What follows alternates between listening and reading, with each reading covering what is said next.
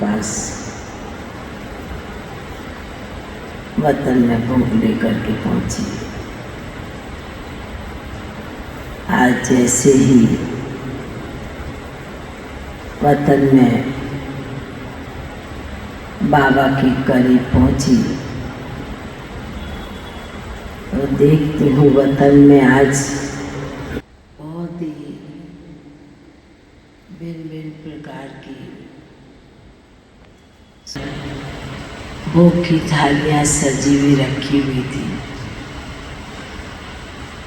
और बाबा ने आज विशेष अपने आदि रत्नों को, दादियों को, दादाओं को, बड़े भाइयों को भी वतन में इमर्ज किया हुआ था। जैसे ही सामने बाबा के भोग रखा तो बाबा कहने लगे कि बच्ची, ये भी एक विशेष साल में दिन आता है जो दुनिया के लोग भी अपने परिवार को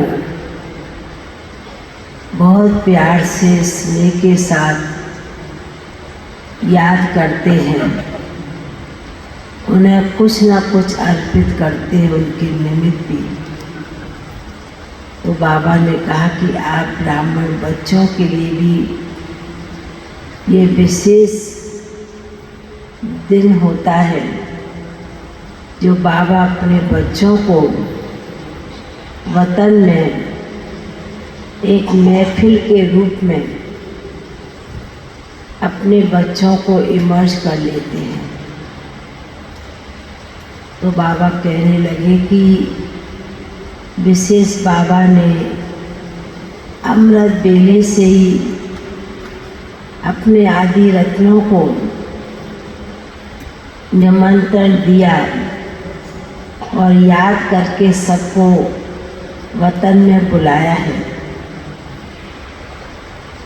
बाबा के सामने सभी मर्द थे, सभी दादियाँ, बड़े भाई। तो बाबा ने कहा उन सभी को कि आप सभी का क्या चल रहा है, क्योंकि मीटिंग होती है, कमेटी होती है तो आपस में कुछ न कुछ रूहान करते हैं। तो बाबा कहने लगे कि आप सभी का आपस में क्या चल रहा है। तो सभी एक दूसरे को देखते हैं, चेहरे को, और मुस्कुराते भी हैं। फिर बाबा के सामने कहते हैं, बाबा हम तो इतने समय से, कोई साल हो गया, कोई दिन हो गया, कोई मास हो गए, इतने समय से जो सेवाएं आप करा रहे हैं उस सेवा में हम बिजी हैं। तो बाबा कहने लगे, पूछने लगे, बच्चे सभी बोलो कितना समय आप सभी ने सेवा की है, इतनी सेवा हुई है। एक सेकंड सभी चुप होते हैं, फिर एकदम से सभी तरफ से आवाज़ आती है, सभी एक ही बोल में बोल रहे हैं, बाबा 80 से ऊपर, 80% से ऊपर सेवा हो चुकी है। तो बाबा कहने लगे, बच्चे 80, सभी से कहा, बच्चे 80% से ऊपर सेवा हो चुकी है, तो अभी कितना और बाकी है। तो बाबा के तो इशारे की भाषा अपनी होती है। बाबा कहने लगे कि बच्चे, जिस प्रकार दुनिया में बच्चों के पेपर परीक्षा के दिन होते हैं, कई पेपर पास कर लेते हैं अच्छी तरह से, पर कभी कभी एक दो पेपर लास्ट के ऐसे होते हैं उसमें कभी नंबर कम भी हो जाता है। तो अभी जो थोड़ा समय 15-20% जो बाकी है उसमें क्या करेंगे? बाबा उन सभी से पूछ रहे हैं। तो सभी एक बार शांत होते हैं। बाबा कहने लगे कि बच्चे, आप सभी ने अपने जीवन में याद और धारणा की सेवा बहुत मजबूती से लाई, और उसके साथ जो बाबा ने सेवा कराई,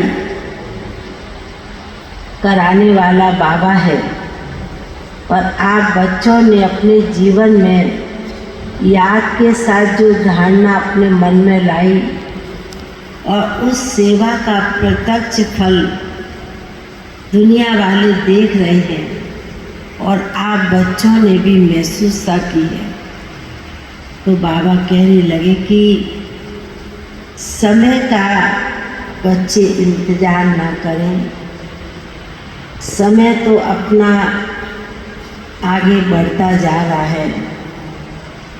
आदि रतन भी सभी कहने लगे कि बाबा, हम सभी भी अपनी सेवा में पुरुषार्थ में अन्य आत्माओं को भी सेवा देने में लगे हुए हैं, और अभी तो वतन का पलड़ा बहुत भारी होता जाता है। तो बाबा कहने लगे कि बच्चे, इसलिए आप सभी भी जिस स्थान पर जहाँ पर भी हैं सेवा कर रहे हैं और सेवा की वृद्धि करेंगे, तो जो साकार वतन में बैठे हुए बाबा के बच्चे भी, उनमें भी और तीव्रता आती जाएगी। बाबा ऐसे सुना रहे थे जैसे कि चिरचैर रूहानी चल रही थी। फिर तो बाबा के सामने, सभी के सामने इतनी सुंदर सुंदर भोग की थालियाँ सजी हुई रखी हुई थी वतन में। बाबा ने जैसे कि सभी को इमर्ज किया। नाम तो कितनों को लेंगे, पर वतन में सभी दादियाँ थीं, बड़े दादाएँ भी थे, गोपाल भाई, शांतामणि दादी, निरल भाई जी भी थे, सभी थे। तो बाबा ने जैसे कि उन्हें बड़े प्यार से भोग स्वीकार कराया, और फिर देखती हूँ कि सभी आपस में एक दूसरे को बड़े प्यार से दृष्टि देते हुए, नज़र से निहाल करते हुए, और एक दूसरे को भी भोग की थाली से कुछ न कुछ खिला रहे हैं, खा रहे हैं। तो बाबा ने कहा कि देखो बच्ची, बाबा के घर से इतना सुंदर भोग की थाली सजी आती है, और बाबा भी अपने बच्चों को इमर्ज करते हैं और बड़े प्यार से भोग स्वीकार कराते हैं। फिर तो जैसे ऐसे लग रहा था कि आज वतन में सभी हमारी एडवांस पार्टी की दादियाँ सभी बड़े प्यार से स्नेह भरी दिल की याद प्यार दे रहे थे, और बाबा ने भी सभी को बहुत बहुत स्नेह भरी दिल की याद प्यार दी। बाबा ने कहा, बच्ची, समय का इशारा सभी को समझ में आ रहा है। तो मैंने बाबा को कहा कि बाबा, वह तो इशारा हम सभी समझते हैं, और बाबा ने कहा कि अभी सभी को यही पुरुषार्थ करना है, याद और धारणा अपने जीवन में लाएंगे तो सेवा ऑटोमेटिकली आने वाले समय में होनी ही है। ऐसे कहते याद प्यार लेते हुए नीचे पहुँचे।